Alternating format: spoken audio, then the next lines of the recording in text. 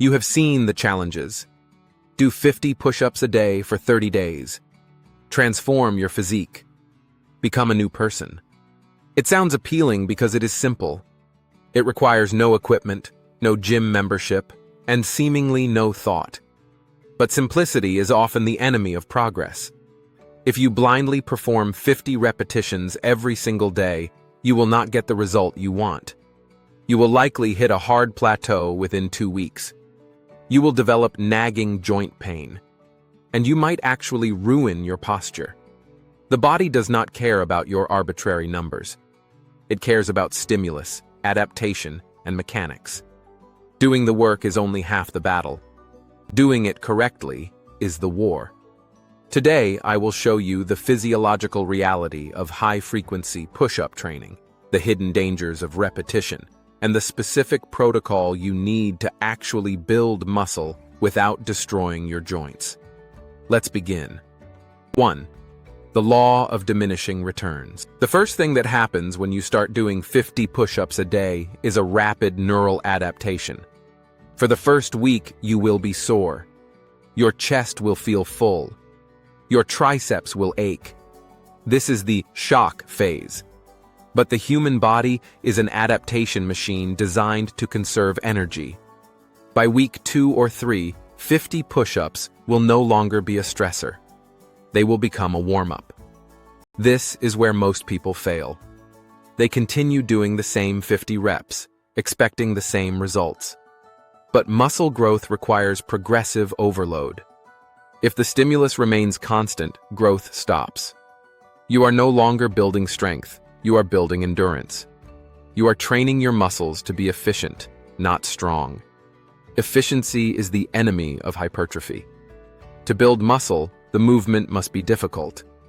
If you can breeze through 50 reps in a single set, you are essentially doing cardio for your chest. You are wasting your time. 2. The anatomy of injury. The second reality of daily push-ups is the exposure of poor technique. When you do push-ups occasionally, you can get away with bad form. When you do them daily, bad form accumulates into injury. The most common error is the T-shape arm position. Most men flare their elbows out to 90 degrees, forming a T with their body. This grinds the humerus against the acromion process in the shoulder. It creates impingement. Do this 50 times a day, and you will destroy your rotator cuff. You must adopt the arrow shape. Tuck your elbows in at a 45-degree angle. But it goes deeper than just elbow placement. You must create torque. When your hands are on the floor, do not just press down. Imagine you are trying to screw your hands into the ground, rotating your thumbs outward. This externally rotates the shoulder and packs the joint into a stable position. If you lack this tension, you are hanging on your joints, not loading your muscles. 3. The posture paradox. Here is the dark side of the 50 push-up challenge that no one talks about. It can make you look worse. The push-up focuses on the anterior chain, the pectorals, and the anterior deltoids. These are internal rotators. When they get tight and strong, and the muscles on your back remain weak, they pull your shoulders forward. You develop a caveman posture. Your shoulders round internally. Your head juts forward. Your chest appears smaller because it is collapsed inward. You are building strength that physically closes your body off. Aesthetically, you look smaller. Functionally, you are setting yourself up for neck pain and upper back weakness.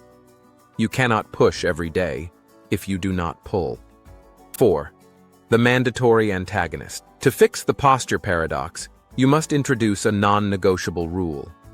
For every 50 push-ups you do, you must perform 50 repetitions of a pulling movement.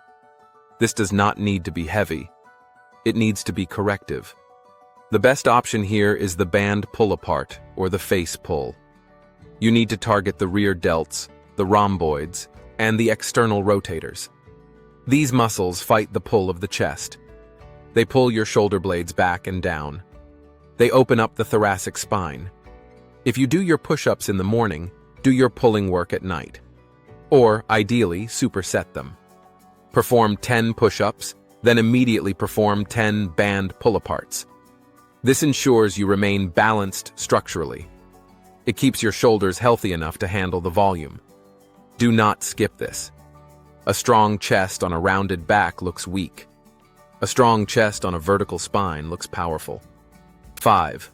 Escaping the endurance trap. We established that doing 50 standard reps eventually becomes useless junk volume. So, how do you keep growing without doing 500 reps a day? You must increase intensity, not volume. You must make the 50 reps harder. There are 3 primary ways to do this. First, control the tempo. Most people bounce out of the bottom of a push-up. They use the stretch reflex to cheat. Kill the momentum. Lower yourself for 3 full seconds. Pause for 1 second with your chest hovering an inch off the floor. Explode up. If you do this, 50 reps becomes impossible for most people. Second, use a deficit. Place your hands on yoga blocks or books. This allows your chest to drop below the level of your hands. It stretches the pectoral fibers under load, which is the primary driver of hypertrophy. Third, change the leverage. Move to a pseudo-planche push-up. Lean your shoulders far forward in front of your hands. This shifts more weight onto the front delts and upper chest. It mimics the mechanics of a heavy bench press. 50 reps of these variations will humble you. 6. The frequency equation. The idea of training every day is romanticized. It sounds disciplined. But biologically, muscles do not grow while you are training. They grow while you are recovering. When you train a muscle, you create micro tears.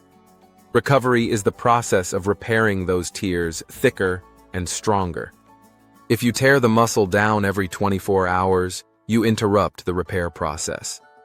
This keeps you in a state of chronic inflammation. For the natural trainee, systemic recovery is crucial. If you are pushing to failure, your central nervous system needs a break.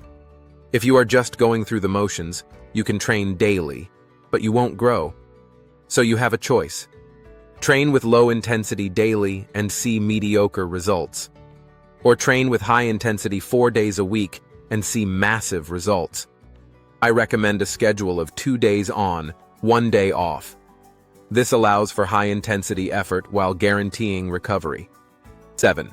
The Iron Protocol routine. So, how should you actually implement this? Do not just drop and give me 50. Structure it like a professional. Here is the protocol. Start with a warm-up of arm circles and cat-cow stretches to mobilize the spine. Perform 1 set of 15 band pull-aparts to activate the rear delts. Then, perform your 50 reps in as few sets as possible, but with a strict tempo.